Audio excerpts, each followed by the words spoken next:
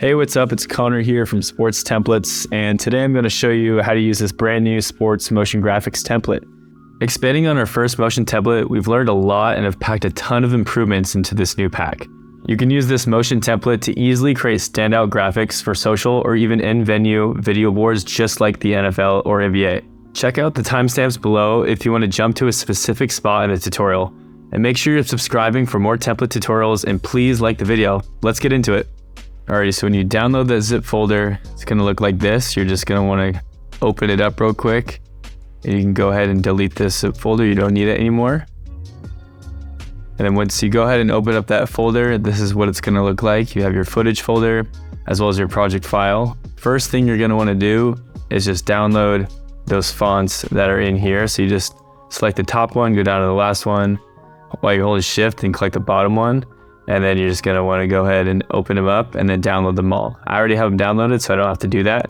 But that's definitely the first thing you're going to want to do. These two folders right below the fonts, logo, and player images are the folders that you're going to want to be dragging the assets into before you drag them into the project file, so that when you move this entire folder around or you want to put it in a different area, everything will work properly and the links will all work properly. Other than that, there's not really anything else that you need to know, and let's go ahead and get into the project file. After Effects might not look like this, and I'm going to show you how to get it to look exactly like this so we're all on the same page about everything. So first you're going to want to go up to Window, Workspace, and down to Essential Graphics right there, and that's just going to open up this panel where you're going to be making all your inputs and edits and choosing your colors and whatnot, that it's going to be eventually updating your assets so you can export it. Most likely you want your preview quality in quarter resolution. It is the lowest, but you're going to get the fastest playback in terms of how it's previewing your animation. If it's in full, it's going to be a lot more higher res, but look how long it's taking to go ahead and render this out. Over here you have all your folders, and this is what directly is linked to your actual folders right here in the Finder. So we just want to make sure we're being organized throughout this whole thing. We don't want things to get too out of hand, because it can get hectic pretty quick, but as long as we're staying organized in both of these locations, we should be all good to go. You won't need to worry about anything down here in the timeline. The template itself is already built out. The only thing that you're going to be updating and messing around with down here is anything in orange that has to do with a logo or a player image, and we'll show you how to go through that once we go through all these different assets. You don't have to worry about anything over here on the right side either.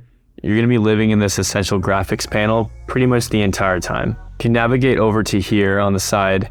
These are the three main folders that come with the template. The main one you're going to be messing with are these top two. So when you toggle this first one down, you see images, logos, and then you have your 5 deliverables right here. When you close that up, you're going to go down to footage too, and you can see this is where you drop your logos, player images, and that's pretty much it. And you don't have to worry about anything in here. It's clearly labeled do not change. I'm going to show you the basic workflow when you're bringing in assets to the template, whether that's a logo or an image. You're going to want to first drag your image or logo wherever it is on your computer into this footage folder right here. And let's say it's a logo. You want to drag that PNG version, so something with a transparent background, and drop it into this logo folder. And then once you drop in this logo folder, let's say I want this ducks to be a logo in my template. I want to click and drag this into this logo folder right here. I already have it in there, so I'm going to go ahead and delete it. But you just want that relationship so that when you're moving around that initial project file, this folder, everything is linked properly and everything is in one area. Same goes with the player images. If I want to use a player image and let's say the lineup graphic, I want to first drop him in here and make sure it's a transparent background. And then I can go ahead and drag the player image from here into the player images folder. So I'm going to walk you through each of the 5 deliverables just to make sure there's nothing that you could possibly be missing or misunderstanding. Just want to make sure everyone's on the same page about how to navigate this template. So these should be in order up here. Let's go ahead and close all these up right here. If it doesn't look like this, you can just tap this top thing, this name right here, and it'll put all the bulleted folders up at the top. There's 5 deliverables in this template. There's the matchup, the player lineup, the player stat, score update, and win graphic. Let's go ahead and start in that matchup graphic. So the first thing I would want to do is open up this folder and double click on this, and I already have it open, but essentially that's just going to populate your comps down here. And then also I'm going to want to open up any of these folders that in terms of dimensions that I want to end up exporting. So these comps right here are just cropped versions of this initial comp with a few other changes. So let's make sure we're staying on this first one right here. These are the ones we're going to be exporting, but we just want to worry about this one right here. So the essential graphics panel, this essential graphics panel right here is going to be your best friend in this whole entire template. We're going to want to open up the correlated essential graphics panel, which there's 5 up here. If they're not up here automatically, you might have to sift through all these other comps, but essentially just open up these 5 so you can toggle between them pretty quickly. So if you ever have to come back and edit anything, they're all up here. So we're going to click on that matchup graphic and it's going to bring up all of these variables to edit. We can scrub through this animation and just kind of get a good idea of how the flow of things are going to go. This green bar just means that the cache files are loaded, and so the playback is going to be nice and smooth. And at the top of every essential graphics panel, it's going to show you exactly which logos to replace that are going to affect this comp. So always look for any directions at the top right here to see which logos to replace. In this case, it says to replace the home and away logo. And like I mentioned before, anything in orange down here are layers that you are potentially going to want to switch out. So let's go ahead and walk through how to swap out a logo. So there's 2 ways that you can edit the logo input. You can either look out for these orange layers down here below in the timeline, or you can go up to here in the comps to change and go down to logos and select your logo to be changing. So in this case, it says we want to replace the logos home and away. So let's find it here. We go home. We can also see it right here. Go ahead and double click on that and it'll bring up the comp right over here. And this is where you're going to want to drag and drop your logo.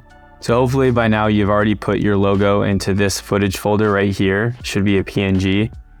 And in this case, let's just go ahead and grab this and drag it and drop it right in the middle there. And then we can hit S to reveal the scale property right here and just make sure it's within those bounds right there, kind of in the middle. I already have it in there, so I'm just going to delete it. But that's how you drag and drop your logo into the comp. And what that's going to do is populate anything that it's a child of. You don't even have to save anything. You can just go up here to navigate backwards in your sequence. Or if you remember where it is, you can just click back to here. So I can either do this, or I can go back to matchup. And then this is the one that we're going to end up exporting. So I'll just show you a change in logo. If I go into here, and let's say I want it to be the ducks, I can put on the duck. I can go back to matchup, and there's the duck in that instance. When I scrub, duck should appear right there. And so it populates every instance of that logo. I'll go ahead and change it back so we can kind of stay on brand there. So that's how to replace a logo. Other than that, you just want to go through and make your changes to the panel, like scrub to a spot where you can make a lot of changes. This home city, home name, if I change this home name, let's say to Eugene, it'll go ahead and update it and populate it right there. And then you can also make changes to the colors, and these colors will describe exactly where they appear. So this home light, let's say I want it to be a green. You can just change it like that and it'll update everything. And it'll even update any instance where it uses the green. And you can pick a color scheme that looks good, or you can pick your team colors. And what's cool about this panel is that it always stays here. So if I want to go to the home logo and make it the ducks, I can just color pick this green from the ducks, and I don't have to worry about this panel disappearing. It's because it's always going to be up as long as it's on the matchup. So now I can go back and scrub through, and it's the correct green that's used in the logo itself because we're pulling directly from it. Other than that, the only thing you're going to want to look out for is in this instance right here where the 2 logos clash next to each other. Sometimes depending on the logo or the detail is, you want this logo to be in different spots left and right. So I have these sliders right here to move the logo left and right, and as well as its scale. This is a pretty sensitive bar, so you're just going to want to move it in 50-point increments. So this is the home logo X position, which happens to be on this left side here. So if I want to move it, I can just type in 750 and see what that does. It moves a little bit to the left and reveals a little bit more of this back side and more of the beak. I can keep nudging it if I want to 700. Just make sure you're moving in like 50-point increments to move it left and right, because this is a pretty sensitive slider. We'll go ahead and move it back to 800, but you get the point. On the player lineup, you're going to want to go to the essential graphics panel and go from matchup down to player lineup, and that's just going to bring up all the controls for this graphic. It tells you which logos to replace, which is just the team logo, because there's no double teams here, and you're going to want to replace all of these images, either all 5 or including this 6th in case you're doing a post for 5 and then 6 for a total of 11 if you have 11 players in your lineup. And I'll show you how to toggle on that 6th player. So it's the same thing as before, is where you can go in and change the team name, swatch the colors from the logo and the team logo, which you can find it in the comps to change, down to logo, go to team logo, and just color pick that blue or whatever, the red, whatever your logo is, and then go back to your player lineup graphic. It'll update live. And there's further customization under this box right here where you have more color choices. For example, the image box background color, you can make it red. It'll only change this. We're gonna go ahead and keep it on that blue for now though. Anytime there's a little asterisk right here that says comment for above, it's referring to that above slot right there.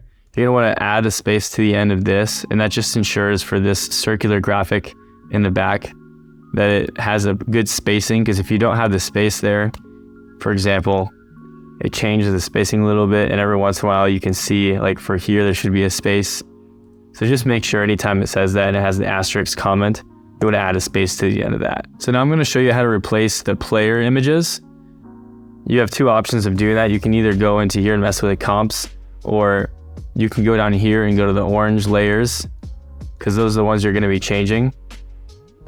It is worth mentioning how most of the layers are there, but they're just shied away because you don't have to mess with them. So you only have to mess with these orange layers right here. So let's say I go to the first one and I go toggle down to player 1 and I enter his name right here. Let's go ahead and do it.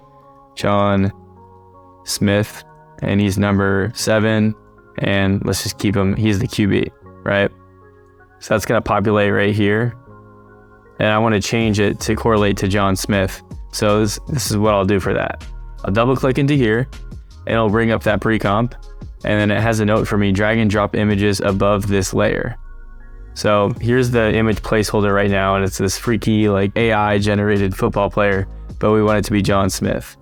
So we'll go into our footage, go to player images, and this is where you're gonna drag images of your players from your Finder folder into here, and then drag it from here above this layer right here. So let's say I find another player number 3, and he's John Smith. I just click it and drag it and drop it right on top, and I hit S, and I'll go ahead and scale that down till he fits a little bit above. And it's okay if he goes a little bit above or left and right. We just kind of want him placed on that blue, and you can either delete this image or just hide it right here with this eye tool right here. So boom, there's John Smith. You can go back here and see the live update, and perfect, it just populates it well right there. So then you're just gonna go through and replace all of those players until you get to a point where you have your full lineup filled out and ready to go. Stat graphic, you're just gonna wanna go ahead and open that up right there, and then close out the player lineup and switch the essential graphics to the player stat. So we see it right here. It's in half resolution. We can just switch it to quarter real quick because we don't need to see anything in high res yet. And here you see all your controls as well as your color controls. And the reason I split this up is just so it's more obvious of which colors affect what. But these are more global color changes, so that's why I broke them up as I did. This one's pretty straightforward. You're just gonna wanna switch out the team logo. And again, that's down here in orange, so you can double click in that and drag and drop it from your footage and logo folders right here, and just drag it right on top and replace it. So let's say I want the foxes, I can just drag and drop it. It's pretty much scaled properly, but I go ahead and hit S to bring up the scale property and scale it down, and then hide that. The fox is already in there, but you get the idea. So now when you go back, it'll update right here as well as in the background, and this little animation down here. So we can go ahead and just fill this out. You have 3 stat things right here. So let's say I want like 7 receptions for 80 yards. And we want like 2 touchdowns, TDs. This will automatically make it uppercase down here, so you don't have to worry about the case status in these essential graphics panels. And then the colors, you can color pick directly from the logos. You don't have to. You can also enter in hex codes. If you open this up, you can paste in any hex code you want. For this last stat, you can go ahead and toggle this on and off. Let's say you only have 2 stats. Chances are you're not going to want something that says 0, so you can just go ahead and toggle that off right there. For the player number, you can switch it. So let's say looks like he's 55 or whatever this number is right here. Let's go with 55. You can just change it and it updates it right there. So that's pretty much it for the player stat graphic. We'll show you how to export all of these too at the end of the video. We'll go ahead and get that opened up and close out all the other layers just to keep things simplified down here. If you don't see anything, just move this timeline right here on any open frames and it'll start playing back. So you can scroll in with your scroll wheel to zoom in and out of your comp, or you can hit Shift / and it'll auto size it, and you can just leave it, it'll be full screen. And just like before, you're gonna wanna open up the associated essential graphics panel. So in this case, it's score update. So we go down here to score update and it'll bring up the panel for that. It'll be simple when you look at it at first because it'll be closed up like this. And you always wanna start out with replacing the logos. I switched this one up to home logo, away logo, and team logo because depending on who's home and away, you wanna switch it up who's left and right on the graphic. So it just allows for maximum flexibility in that way. So for the home and away logo, you just want to look for these orange layers right here, or find it in the comps to change and go up to logos, and you have all 3 of those logo changes accessible in that way as well. So we can go ahead and double tap into that, and it's the same logo change as before. You can change the logos, and this is where you would do your color picking if you were to change your colors in this layer right here. We're going to keep it on what it was, which I believe it was Fox's. Actually, I think it was your logo.png. And let's go ahead and scrub through this. There's quite a few things happening here. It shows halftime at the beginning, but it doesn't have to say halftime. We can change it right here with text. We can change it to final. We can change this to final. And let's say we want that to be something that contrasts with the blue. I know this is kind of hideous, but let's go with a red, just for the point. So now it says final. And so once it starts rendering, you can kind of see the pace of everything and see the colors live. There's your 2 logos, they clash in the middle, kind of gives a little shake, and it transitions to the score. We'll go ahead and change that back because I think it looked a little better as white. So notice how it says final here, but there's 2 circles filled in for these quarters. So that's just in this little folder right here, named quarter, and you can just go ahead and toggle all of these on. Of course, you would update the score here, you change the home city, you change the away city, you change everything here to resemble the correct teams, and then you would be good to go. If you scroll all the way down, there's one last option right here to make the image effect black and white. I just thought it'd be nice in case you got a lot of colors going on and you don't want to ruin the kind of style of the graphic. You can it's a quick toggle on and off for just to make it black and white. So let's say you want to change this image to one that you just took during the game to show the score. Well, you have your game image right here accessible just right below in the timeline, or you can access the composition right here in comps to change under images and down to player stat image. So let's go ahead and just open that up right here. You're just going to double click it and it's going to open up where that image is. Right here it says drag image below this layer. So you just want to make sure you're replacing this image right here. And both of these don't have to be here. So we can go ahead and delete both of these and it shows nothing. So if we go back to the graphic, it's going to display literally nothing. So we're going to go ahead and fix that. We're going to go back in and we're going to go in our Finder window and drag it from that initial Finder folder for images into this player image folder. And so we have all these images to pick from, but this is the one we want to use from the game. So we're going to click on this and go ahead and drag that in. It's going to snap to the middle and we hit S. We're going to scale that up just so it covers all the edges. And we're going to make sure it's below this red layer right here. So now when we go back and we wait for it to load, it's going to be perfectly positioned well, and we can toggle on and off that black and white effect if we so choose. And there you go. There's your score update. So now moving on to our 5th and final graphic, we'll go ahead and get that opened up and get everything else closed out so we're nice and simple. And once again, match up that essential graphics panel to what you're working on. So we're just going to scrub here and get that same idea of what we're doing. Just kind of get a feel for the graphic and the flow of things, how the colors look and how they interact. and we're gonna see all of the options we have up here in this panel. This one only has one logo change, and it says replace the team logo, same as before. This time it has a logo reveal. It's still within that, so you're gonna have to double click in here and go to team logo. It's just 2 clicks instead of 1, just because there's an extra layer of animation going on. You can also go back and just go toggle down the comps to change into the logos. Notice here it still says the asterisk comment right here, add space to the end of the Eagles win. That's just because there's another circular animation and it needs that space at the end to not be funky with the spacing letters. Like for example, when I hit delete here, you can see the spacing is kind of weird right here. So you just want to make sure you hit that space, and you could put Foxes win, Foxes win, change all the colors, make it cool, and boom, it's fully populated with the brand new colors. And obviously we have some color issues right here, but that's why we have all these options. We can change that swap color to this bright red, or just choose the perfect branded red there. And we have a perfect graphic that works in sync. So we've put in all of our information into the essential graphics panel. It's populated our graphic and we're ready to export. I'm gonna show you how to export in your desired format. So let's say you want a vertical graphic version of this for Instagram story, right? So you're gonna go ahead and double click on here. You're just gonna play it through and make sure that you have everything how you want it. And it looks great, and you just wanna make sure that you get this in a good format so you can upload it on your social. There's a few ways to do this, and I'm gonna show you the best way to do it. And I'm gonna show you another way to do it, but we'll start with the best way. And so what you're gonna wanna do is have this open, this layer selected, go up to composition, add to Adobe Media Encoder Queue. And what it's gonna do is in a second here, it's gonna bring up this window. So this is actually Adobe Media Encoder Queue, not After Effects. And it's gonna queue it up in this box right here. So the good thing about the queue is that you can keep working in After Effects as that is rendering. So let's say I wanted this square graphic as well. I can double click on that, open it up. So I want square for Instagram just as a regular post.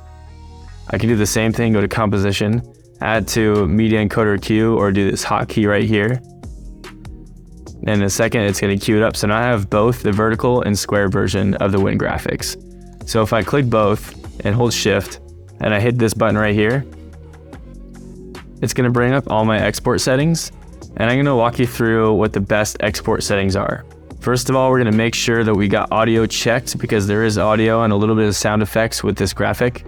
I do wanna mention that you wanna make sure your format is an H.264. It's just the most web friendly and has the smallest media files. So these are gonna be really easy to airdrop or to email somebody or to use WeTransfer, or really anything, because they're gonna be the smallest file sizes for the highest quality. We're gonna scroll down and hit render or maximum depth. I usually like to bump this up to 20, use maximum render quality. And this blue underscored line right here is gonna be the location of the export. Just gonna wanna hit this, go down to here, and you can make an output folder if you want, and just toss this into there. All your settings are good. You can preview right here if you want, but you already knew it was good. So you hit OK. And all the render settings carry on to this one, except the location doesn't carry over. So you got to tap on this and just double check with that location, and it should be in recent places right here. Just go down to output and hit choose. So now I'm going to hit render, and we're going to check these out on the other end. Alrighty, so that first one just finished up. It's going to go ahead and start rendering that second one. But let's go ahead and check out that most recent export. So you can just click on it, and it'll bring up where it shot it out. You can just double click on that and ensure everything was looking great. Nice high resolution motion graphic right there for your team. And now it's ready to upload to any social media you want. I do want to mention that took about 5 minutes on my machine, and render times will vary greatly depending on how strong your machine is. I would say normal render time for this is anywhere between 5 to, it can be up to 25 to 30 minutes if your machine is slow or there's other things going on your computer. But I'm going to show you how to best optimize your machine to render it as quick as possible. So to ensure that your machine is running at full efficiency, you want to go to After Effects, Preferences, Media and Disk Cache.